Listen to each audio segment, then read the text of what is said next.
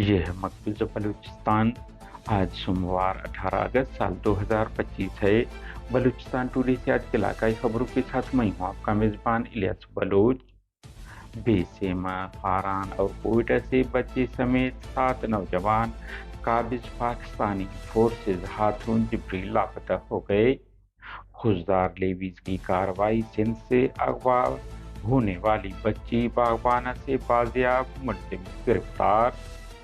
مصدوم قابض، فوج کے ہاتھوں شہید ہونے والے سید احسان شاہ کی والدہ کی اپیل پر مصدوم شہر میں احتجاجاً بازار بند رہے۔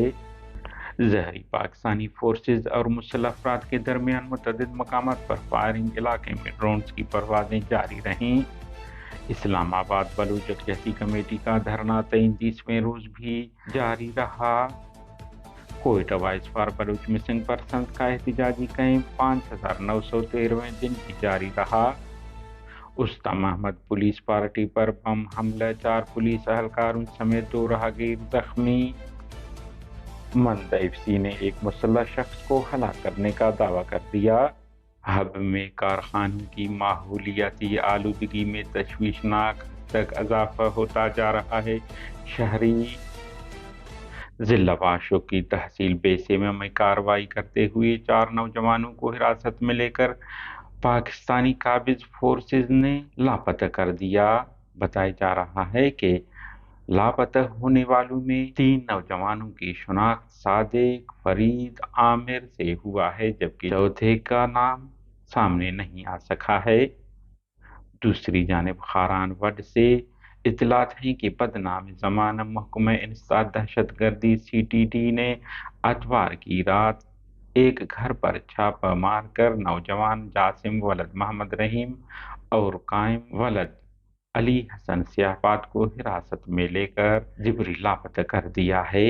علاوہ ازیں اتوار کی رات ہی پاکستانی فوج اور خفیہ اداروں نے کوئٹہ نواکلی سے پنجگور کے رہائشی 17 سالہ طالب علم سلمان ولد ڈاکٹر عیسیٰ سکن پنجگور کو تشدد کا نشانہ بنانے کے بعد لاپتہ کر دیا۔ مصدوم میں قابض پاکستانی فورسز ہاتھوں شہید ہونے والے سید احسان شاہ کی والدہ عارفہ شاہ کی اپیل پر مصدوم بھر کے تمام تجارتی مراکز، مارکیٹیں اور کاروباری سرگرمیاں اظہار یکجہتی کے طور پر بند کر دیے گئے۔ مقبوضہ بلوچستان کے علاقہ ظہری سے موصول اطلاع کے مطابق علاقے میں فوج اور مسلح افراد کے درمیان متعدد مقامات پر فائرنگ کا سلسلہ جاری رہا۔ دوسری جانب فوج کی فضائی نگرانی اور ڈرونز کی پروازوں کا سلسلہ بھی جاری رہا، تاہم نقصانات بارے معلومات نہیں مل سکے ہیں۔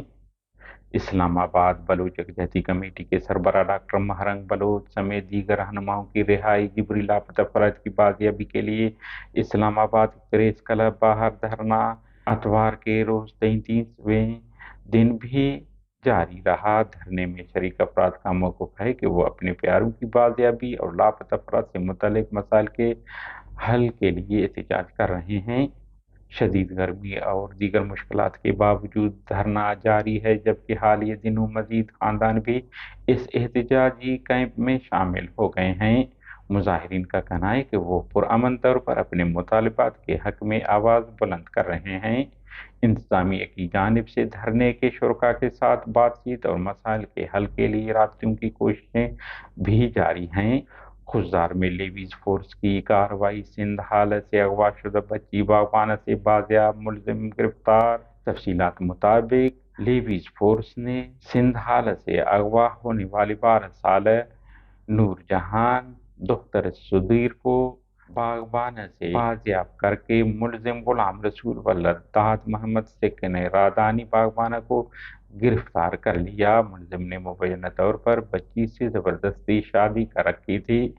بازیاب ہونے والے بچی نے بتایا ہے کہ اسے زبردستی باغبانہ لایا گیا اور اس پر تشدد بھی کیا جاتا رہا ہے۔ گرفتار ملزم کو لیویز حوالات منتقل کر دیا گیا ہے، جبکہ اس سے مزید تفتیش جاری ہے۔ उस्तम अहमद रेलवे फाटक के करीब नामालूम अफराद ने पुलिस के गुजरती पार्टी पर दस्ती बम फेंका जो जोरदार धमाके से फट गया, जिसके नतीजे में कांस्टेबल बहराम, एएसआई कादिर बख्श जमाली, हेड कांस्टेबल अब्दुल नबी जमाली और अब्दुल्ला समेत 2 राहगीर जिनमें 13 साल बच्चे भी शामिल है, जख्मी हो गए।